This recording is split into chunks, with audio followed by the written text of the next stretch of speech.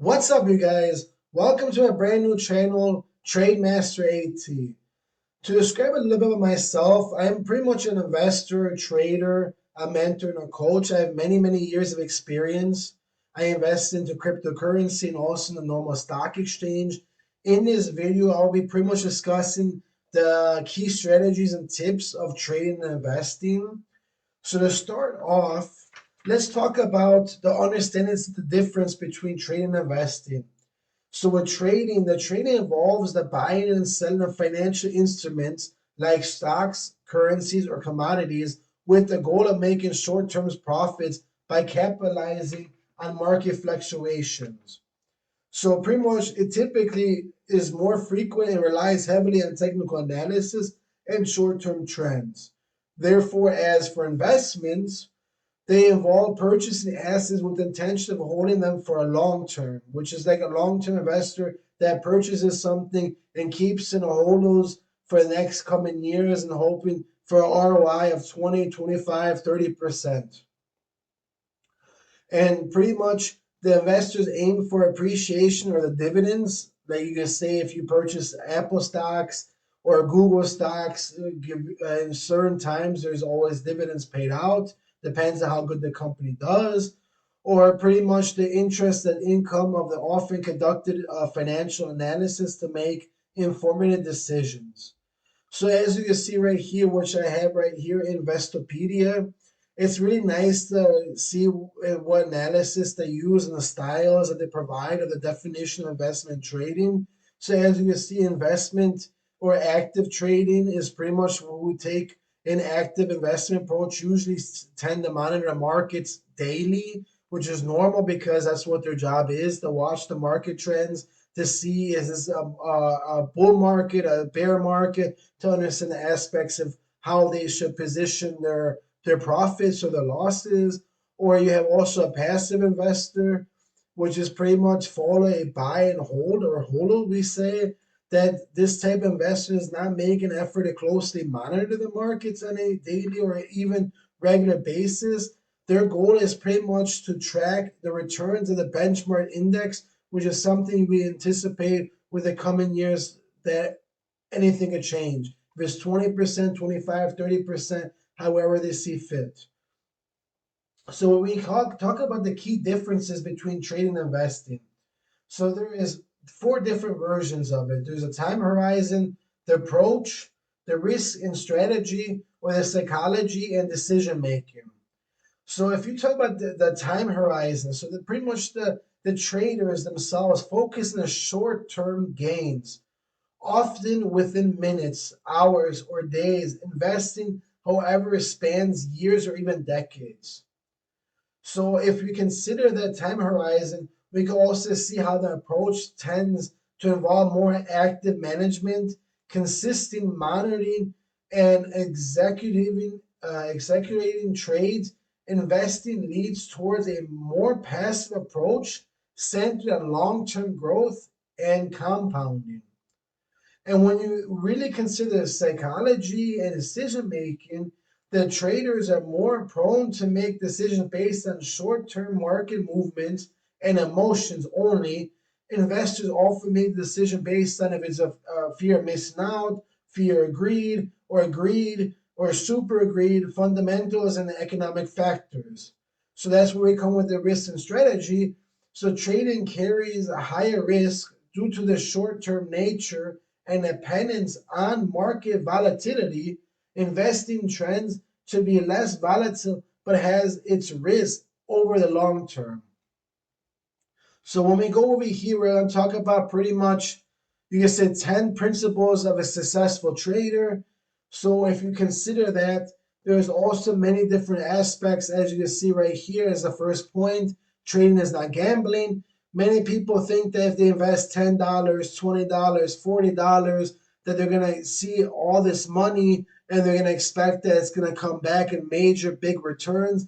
That's not really the real case because it's pretty much classified as throwaway money, which is sacred money in the market. Trading is a serious business. So I say pretty much that they need to discover their own individual optimization trading size is part of their planning. but there's also significance of research and analysis. So before executing trades, through research and analysis are prominent. This includes analyzing charts, so chart patterns, understanding market trends, candlesticks, exactly ROI, pretty much if you can see what you're going to make in regards to that matter, or you can also consider the fact of MACD, also to say exactly what the trend markets are looking like. So if you consider understanding these market trends, the assessing the fundamental and technical indicators, and pretty much if you stay updated to the relevant news, it's really beneficial to understand how traders really work. So if you consider there's many different trading styles, but there's two that are very consistent, which is classified as day trading or swing trading. If you think about swing trading, you hold your positions for several days to weeks, aiming to catch swings in the markets. So where there's a of course, positive and negative aspects for it. Positive is less time consuming, so you don't have to look at it all the time. And cons is pretty much if you look at an overnight risk, you go to sleep, you wake up, and you realize you lost 20% of your whole money, and there's no actual really positive aspect of that matter. Or if you consider when it comes to day trading, it involves the opening and closing position within the same trading day, which is really quick potential profits, which is really beneficial, which I know many markets they actually require a certain amount of assets or to actually consider yourself to be a day trader. But the high stress and time consuming really makes it not that really beneficial unless you really watch it 24/7, which is really the fact that it mentally affects your ability of what you should buy and what you should sell. And if you consider the fact that the emphasis on risk management and stop loss orders, so if you're managing the risk involved setting limits and potential losses, stop loss orders are very beneficial for exit positions that automatically close in a trade that you set up when a certain loss threshold is reached, preventing the biggest losses of what you consider. There's gains you could consider a 1%, 5%, 10%, however you see fit. And if you significantly a significance in emotional control, that is a very big aspect of it because emotional control is vital as emotions can lead to impulsive decisions. Very beneficial to understand what your exit strategy is, what your goal is, of what you want to be disciplined and stick to the defined strategy, regardless of the market fluctuations. Like as you know, in cryptocurrencies, they can tend to go 20%, 10%, even maybe 35%. Depends on exactly how many investors invest, how many people buy in, and how many people do sell. So that is a big aspect of how you should prevail of what your emotions should see fit of how the market was working and what you see that you can see as a goal for yourself in the coming terms to think, you know what, if I invest, say myself, I invest $500 in Bitcoin and I sell off maybe in a year when Bitcoin is actually worth 40, 50, 60, $100,000, then I see a profit and I'm not going to consider the fear of missing out. I consider the fear of over greed, and I will take that money and sell off before I actually lose that money and not have anything on top of it. So when you really consider, there's like I said, of course, you have to understand building a solid investment portfolio is very important, as you can see right here. So there are short-term goals, medium-term goals, long-term goals. So the diversification reduces the risk by spreading investments across different asset classes like stocks, bonds, real estate, and commodities. Like if you say you buy gold, you buy a house, or you buy stocks, like you say you buy Apple. It's like pretty much if one goes into negative aspect, as in one asset class goes negative, but the other one asset class is going higher, then it pretty much mitigates the impact of the market fluctuations in any single asset class. So the different investment vehicles and suitability. So if you consider ETFs, mutual funds, individual stocks, or offer different levels of diversification and risk, the ETF and mutual funds are often sustainable for beginners. If you're a beginner or if you're a novice, a high investor like myself, due to their diversified nature, the individual stocks require more research and monitoring. So that's very important that you do your own research. It's very important to understand what these assets class brings or what these businesses project in the coming future of what they think. If it's dividends, like say Apple, they made many sales, they made great profits. Apple is willing to pay off of pretty much in dividends. You have Apple stock, you get a percentage of it, you pretty much get the dividends from that Apple stock, and you can decide if you want to keep the Apple stock, you can sell it, get another stock. So it's always a diversification of how you want to perceive what you expect in your coming term of like if you want you do as like pretty much as an ROI, or if you want to do as like a business perspective and you're doing a day trading and you invest every single day and you lost some money one day but you want to make the gains the next day. That's something you have to really consider of how you diversify your portfolio. It's very, very important to diversify the portfolio. And like I said, it's also the patience and the discipline that pretty much compounding the tasks that takes and generate significant returns. So discipline ensures sticking to the investment strategy despite the market volatility or short-term fluctuations. Very, very important, very much big keys in regards to that.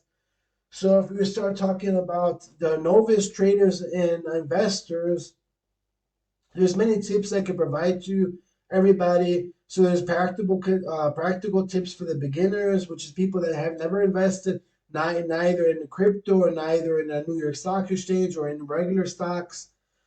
I would recommend, which I have done myself, start with small investments to gain the experience and minimal risk.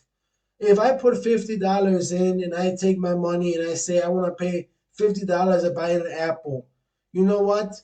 And you wait 2 months and you see what your returns are. That's what you see. You see the pretty much the minimal risk of losing that $50. If you lose compared to losing, you say $1,000 for the same stock, thinking you're going to generate more income.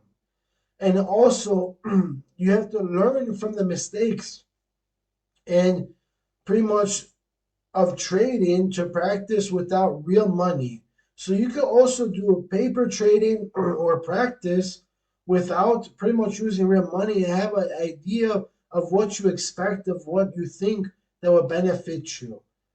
And if you also you have to also do continuous learning and staying updated, which is very, very crucial for this time of matter when it comes to investments, because you do have to understand when you invest into something, there can be days that something happens, you never know. It's very important to keep updated on the trends and also the news and pretty much the updates if anything changes in regards to that. Like if you say you invest in Tesla and the EV is pretty much went up so much percent, that you have to consider your options if that EV is really worth your beneficial, you're gonna make a lot of income from it, then invest into it when you see that the trends are falling in that way, but also watching how that works. So again, you will always have to continuously learn and stay updated with pretty much the market trends, the news, and the economic landscape. Various resources like books, websites, and courses for ongoing education still has standing, which is something I'll pretty much bring up right now, which is very, very important for me. I am also selling my own book. As you can see right here, I sell it on Amazon and I sell it on Etsy. So it's pretty much the master art of trading and investing, a comprehensive guide, a journey of a master trader. I have done many, many years. I am willing, I do coaching, I do mentoring. You can always, I'm gonna have all my link in the description in the bio down below. Pretty much to state if you want to purchase the book, you have any additional information, you wish to actually do a one-on-one to actually get to know me, understand exactly what I could provide to you, what my mentorship is for you, and the value it brings, you're more than welcome to always contact me. Again, my information is always in the link in the bio below. So, of course, I'll be more than happy to help you guys. And again, we have it as same thing like I was mentioning, the Etsy. I have the same thing. This is a PDF version. It's only $5.99. It's very low. It's a great price for right now. You purchase it, you get it digitally right away, right into your inbox, and pretty much you can go ahead and start reading it. It's very good knowledge. As you can see in the book details, in this comprehensive guide, you will learn the fundamental knowledge and the skills like I was discussing, or the effective market analysis, or the strategic diversification, which I was discussing earlier, or the advanced techniques and the tools, or the mastering emotional intelligence. So this book is very, very beneficial for any individuals that's actually learning to understand how investing and trading works. I have invested many, many years. I have understand a lot of emotional pain, as many will pretty much see when they actually start investing, which is understandable because not every day goes bright. Is how it usually works. That's the whole point about investing. So I always say proceed with caution, watch out for what you do. And like I said, this book is very knowledgeable, very good in-depth information. I will have other books that are going to be coming in the future. But again, I would like to always say thank you for watching. Please give me a thumbs up, a like, write anything you like in the chat. I will be more than willing to talk to you guys. And like I said, and I wish you all the best, and I'll see you for the next one. Thank you so much.